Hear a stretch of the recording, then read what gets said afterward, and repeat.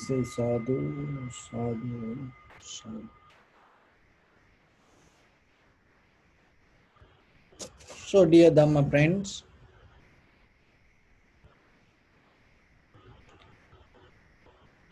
when it comes to this human life, knowingly or unknowingly, that our life every day keep grasping, holding, and moving forward with the desires. So sometimes in life, some people that feel this is enough. I don't like this anymore. Some people hate. Some people more like. And some people feel kind of like more difficult. So some people resist. But somehow this keep happening. Again and again, again and again keep happening. So how this is happen? Why this is? Because if there is no creator, if there is no somebody behind us hold this all, and there is no any power to put us, keep us in positions again and again. So then how this is happen? Because if you cannot see it, always you go to the other believings and start to thinking, oh, this is doing somebody or something. Oh, this is happening because of the karma. Oh, this is because happening because of somebody else authority. So how this is happening? And why this is happening? Why this is keep happening again and again, again and again? Look at the world today, even we come to the knowledge. When it comes to average knowledge, day by day, people, this intelligent quotient, EQ, become more higher, more higher, more higher with children. But still, all the people in the society, the educated people, they also gain the greed, hatred, and the delusion, and the anger, jealousy, frustration, and also the stress and the anxiety, depression. How possible? If they are so intelligent, why they cannot even maintain their own mind to certain level to keep the peace and harmony, calmness?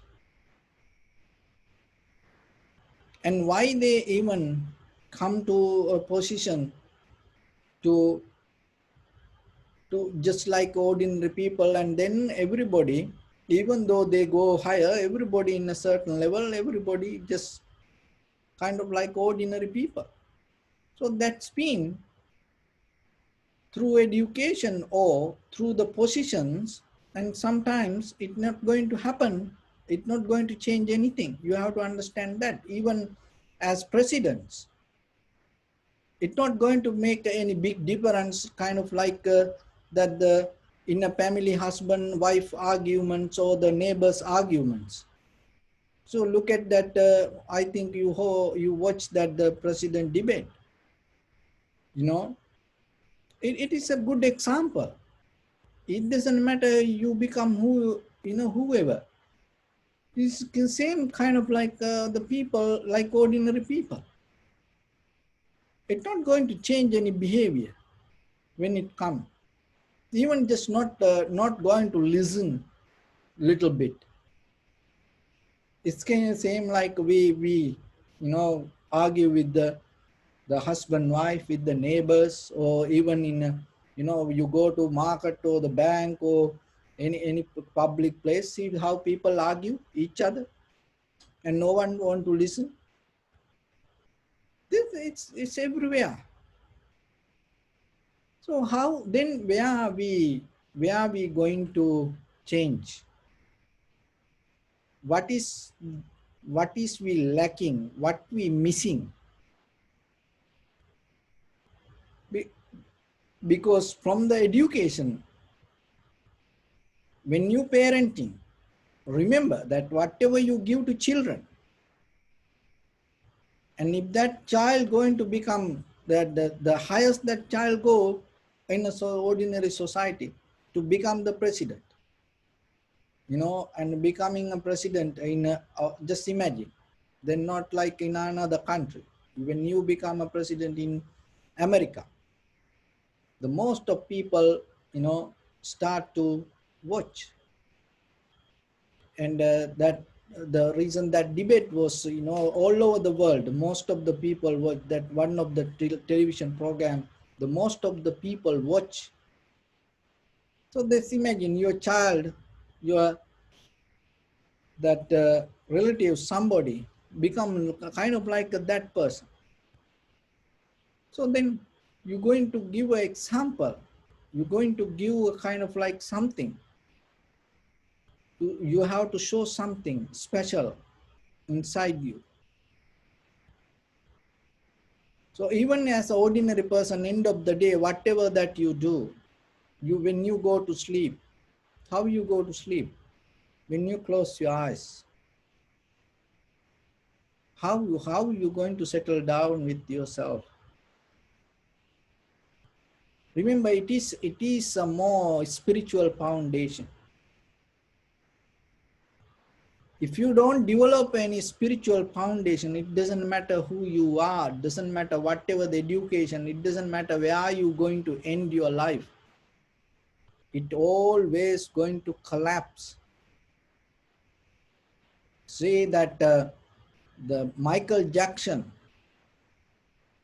used to sleep in a bed worth $90,000 worth bed. He used to sleep, but still he used to take sleeping pills. That's how the life. Why? It doesn't matter who you are, maybe. The Elvis Presley, and he had, the success in an ordinary life, there is no still kind of like a person reached to that level, See, it is more higher in a conventional life, but still, he was not a kind of like a happy person to experience that anything. How it is possible? This is this is lessons that giving through humanity. It is nothing to do kind of like a spiritual practice. No, it is giving a lesson through ordinary life. So then you have to remember, it doesn't matter who you are, even when you teach to your children. So whatever that children want to become in the future, so whatever they go, and they have to develop the hand, that's mean work, properly work, and not only that, the head and the heart. So these all three should connect each other, and that's mean that ability to do things, and the think ahead, and also the spiritual foundation. What is the spiritual foundation? What that the spiritual foundation take us? Where it take us? The spiritual foundation take you to the moment to experience to the highest. That is where the spiritual life take you. Whatever the moment. The moment mean when you take out the timeline from past and the future, the moment you exist. Because it is not the, we cannot tell it as a present moment, because it is not like a past and the future. It is not a kind of like a, there is no present solid moment you're going to experience. But we take as the present moment that whatever the timeline we take out from the past and the future. So that whatever you experience, your spiritual life take you, uplift your mind to a capacity to experience it to the highest.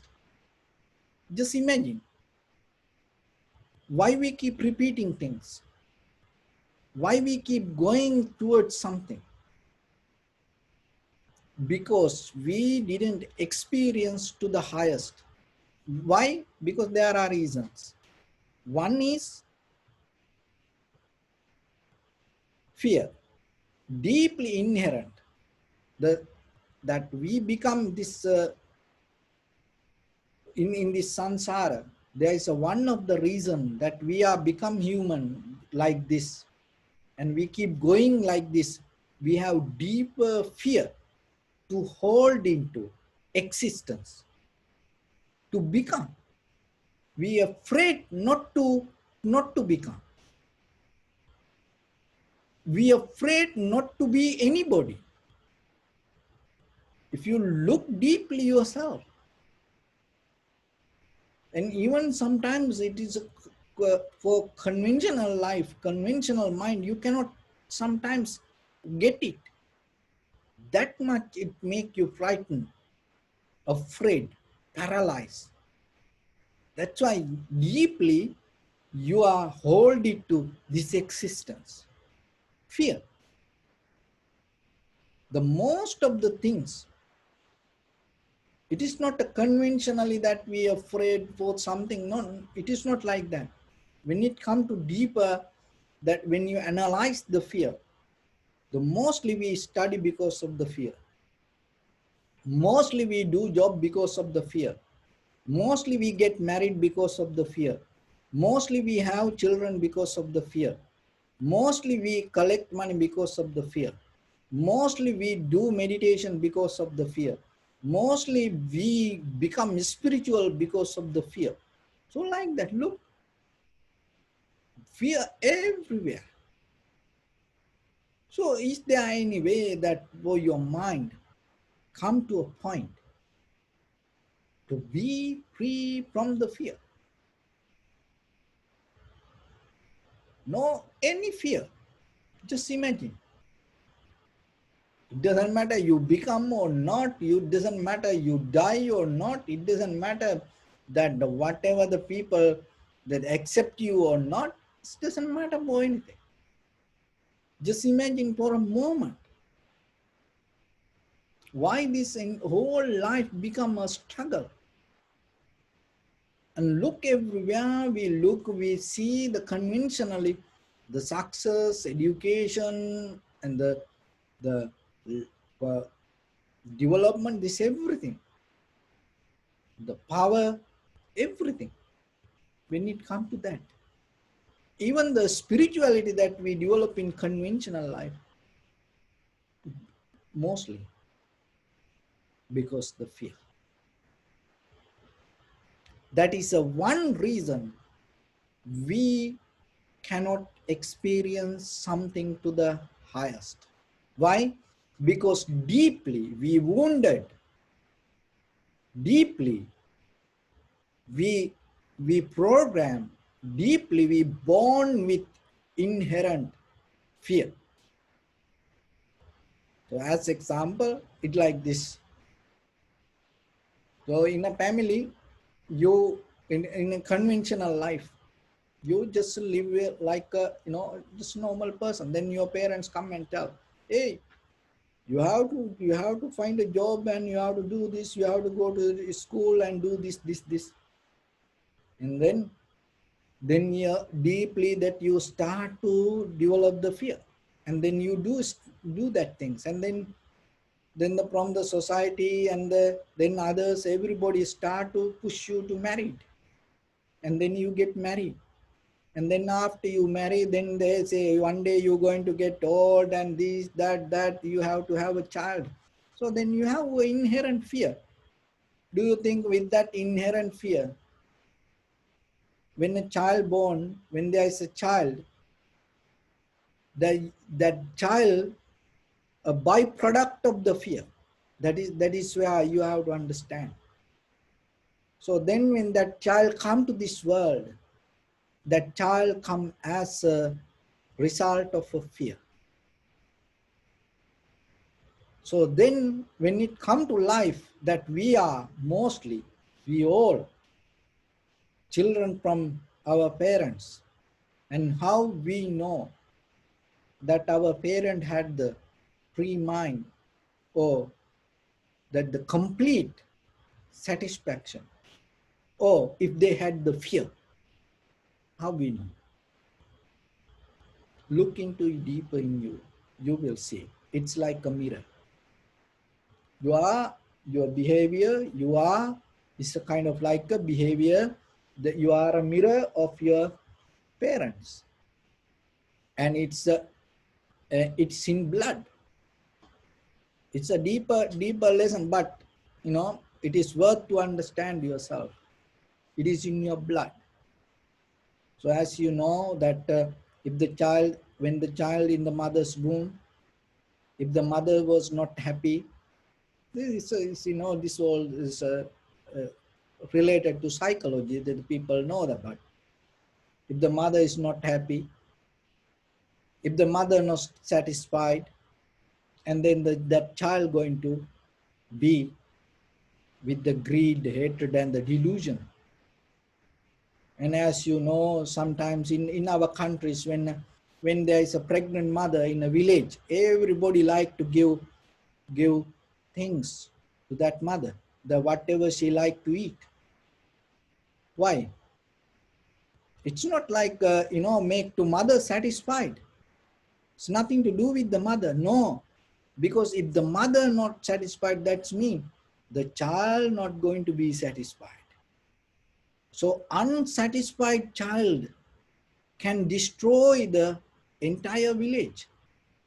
And how about that a child got hungry and not feed with the taste or the desire, even in the mother's womb, and when he come out with the anger, it is a byproduct of the hunger. So that is what, then what will happen? So that's why even in the mother's womb, people feed and make that child keep happy. But mostly when it come to, how we know what the condition that had with our parents, and even in their lifestyle. So it is one thing is the fear that not allow us to experience something. That is where that we keep chasing, keep going. So that is one of the reason the circle of samsara moving. So then remember yourself. Even at least that's why we get the perception that we have the precepts, and that is why we follow the Buddha, Dhamma, and the Sangha, and we sacrifice our life towards the Buddha, and that is where that we keep our life to the highest with the faith and conviction. So, and then you're not afraid to go towards it. So then always remember, when you sit for meditation, even for a moment, get out of the fear. Even in day-to-day life. So whatever the good things that you do, and whatever the profitable things that you do, in the very first thing that you have to do, remember, develop. It is you cannot do it. Somehow it is somewhere. Maybe you don't see that much. It is invisible. But little by little, if you able to look, you can find. But remember, get out of the fear. When you experience something, get out of the fear. That is where you going to experience something to the highest. This is what happening. When you experience something to the highest, 100%, you're not going to repeat it. When you experience something to the highest, there is no any interest to repeat it. That is a quality of this mind. But why we keep repeating? Because we didn't experience to the highest. So when it comes to the vipassana, and another thing is why there are some other reasons. That one is the fear, and other one is the emotions. Emotions not allow us to experience something as it is. Emotions disturb us. So in tranquility meditation, that's why it helps you to settle down the emotions. So that is where the discipline play the big role. And when you develop the self-discipline, when you become little bit hard on you, that is another the pillar that you develop to experience something to the highest. So one is the fear, another one is the emotions. Another one is that why we cannot experience something to the highest. Our own past experience, that is come as a self-view or mental formations or defilement, or we call sanskara, our past previous experience. So those are the mainly three pillars that not allow us to experience something to the highest. Fear and the emotions and our previous experience. So when these three things come together, and it is called Chandaraga, that is a kind of like a huge current. It's like a tsunami. And that tsunami go through your form, feeling, sensation, formations, recognition. Your moment by moment experience have these all three qualities: fear, emotions, past experience, or the mental formations, or the defilements. But still, it doesn't matter how hard it is.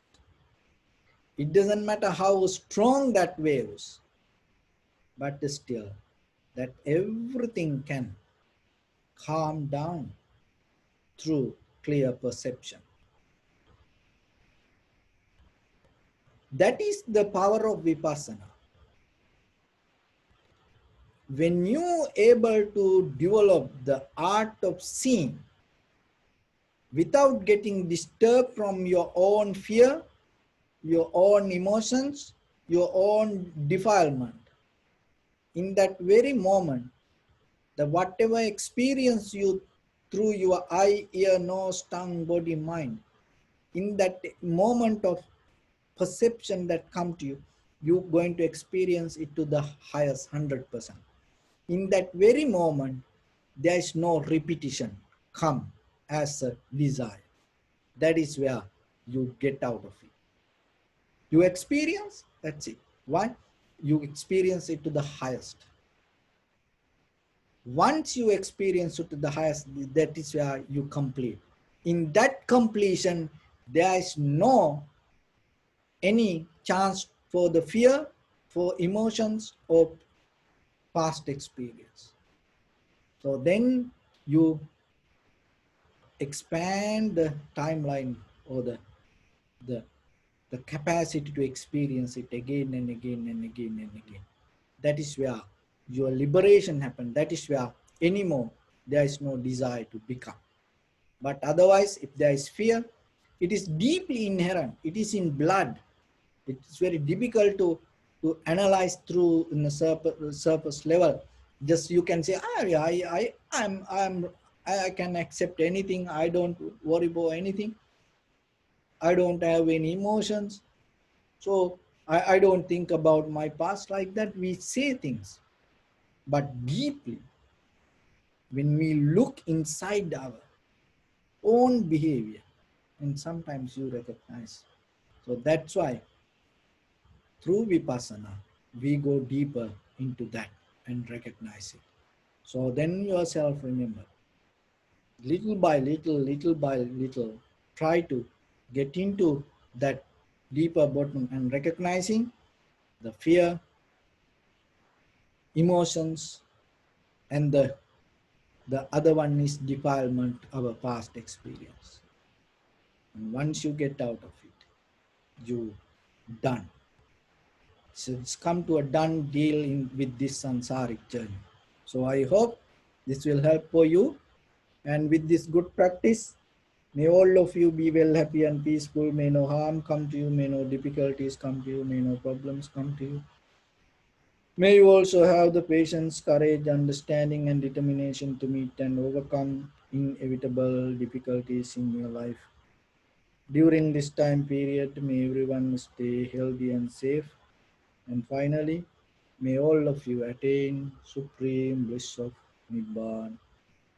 Sabbityo vajjantu sabbarogo vinassatu mate bhavattantarayo sukhi diga yuko bhava ittavata chammi sampadang punya sampadang sabbe deva numodantu sabba sampatti siddhya sabbe bhuta anumodantu sabba sampatti siddhya sabbe satta anumodantu Sabba sampatti siddhiyai dhammi punya kammang asavakkaya vahang hotu sabba dukkha pamunchatu.